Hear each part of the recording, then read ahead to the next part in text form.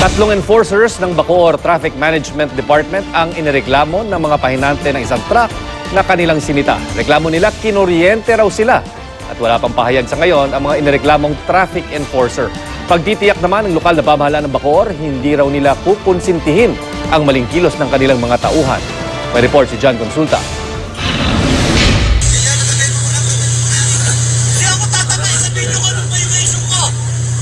Kuha ito sa Bacoor, Cavite at in-upload sa Pinoy Trending website pagkatalo ng isang driver ng delivery truck sa tatlong tauhan ng Bacoor Traffic Management Department.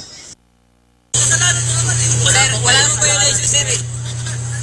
Chief, pasensya na ngayon, Chief. Wala pa akong violation, Chief. Pinatatabi ang truck pero ayon ng driver, wala raw siyang violation hanggang sa Kanina ka pa medyo kaya ka. Brad, mali yan. Oy, mali yan.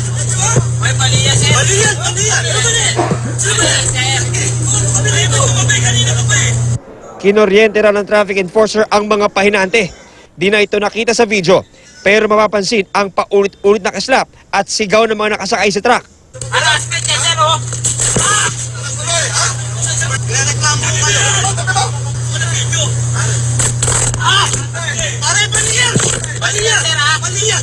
Ang tatlong enforcer ay kinilalang sina Jordan Baflor, Mario Ramirez at Antonio Cortez. Nagtungo kami sa tanggapan ng Bacoor City Hall pero wala nagpaunlak ng panayam sa kanila. Sabi ng Bacoor Local Government, hindi nila kukonsintihin ang ganitong kilos ng kanilang mga tauhan. Kanina, dumating sa Bacoor City Hall ang complainant at kanyang mga abogado. Hiniling niyang huwag makunan ang kanyang muka para na rin sa kanyang seguridad. Pero sa aming pag-uusap, sinabi niya na masakit pa ang bahagi ng katawan niya na kinuryente raw ng mga enforcer. Tigom siya nang tanongin namin kung sila ay maghahabla.